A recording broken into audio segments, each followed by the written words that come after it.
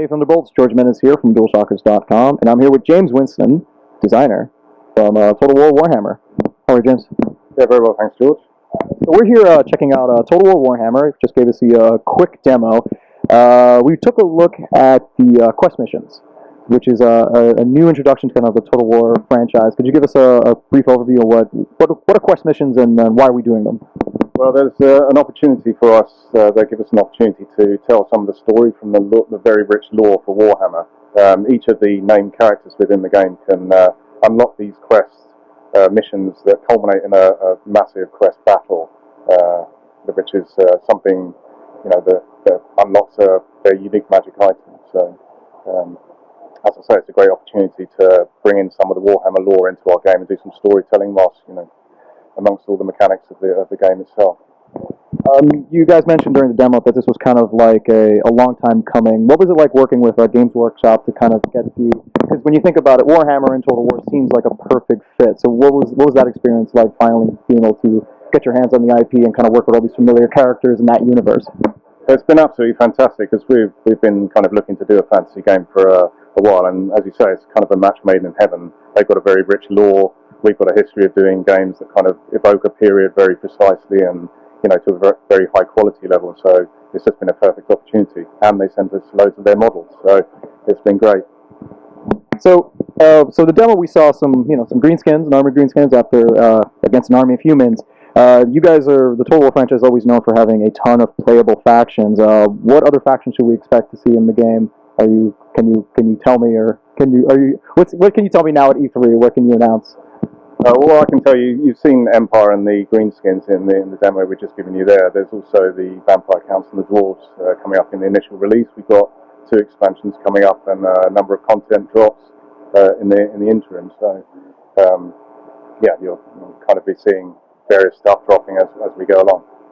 Now, aside from just the obvious differences in combat, what are the kind of the base building mechanics? Because this is a Total War game, and half the game is these epic real-time battles, and the other half is managing a kingdom/empire village. So, how do you deal with someone like the orcs, who are kind of primarily, in my head, I'm thinking Total War Barbarians expansion. How do you handle the different playable factions in the base building, empire building part of the game?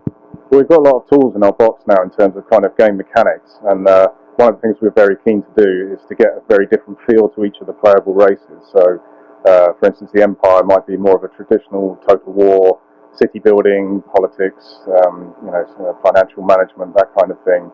Whereas the greenskins are a lot more down to earth.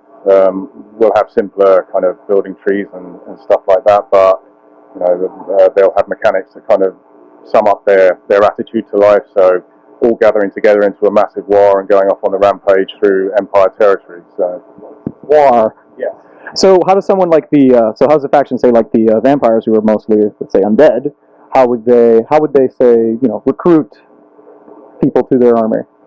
Well, we're going to be talking about those kind of later on. Mainly, we're kind of talking about the dwarves and the orcs and Empire today. So. We're kind of still nailing down features with the vampires at the moment. So I saw a ton of magic out there. So can you explain to us how the magic system works? Is it like a per unit type thing, or is it just regulated to hero classes?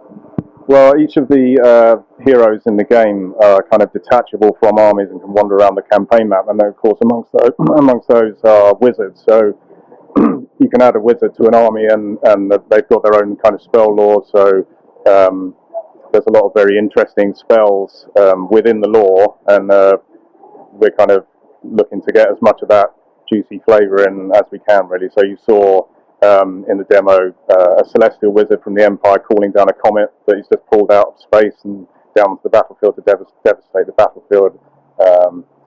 Goblin shaman casting a spell called the Curse of the Bad Moon, which just devastates units as well. So there's a lot of spells there, and we're kind of working on getting all of those into the game at the moment. Let's talk a bit about because you guys had some recent success with Total War Arena, calling it kind of like the mobile, the mobile market. Any future plans to say moving Warhammer to maybe the consoles one day? We've not got any plans at the moment that I'm aware of. We're just focusing on the PC, and we're going to be doing a Mac and Linux version of this as well. So Awesome. So when should we expect Total War Warhammer? We're going to be making an announcement later on in the year about the exact release date. Awesome. Thanks a lot, guys. This was James Winston, game designer from Total War Warhammer with Creative Assembly, I assume. Oh, great. I'm in the right meeting.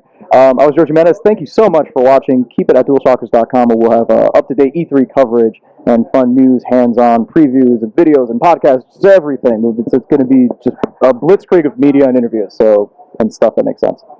Thanks for watching.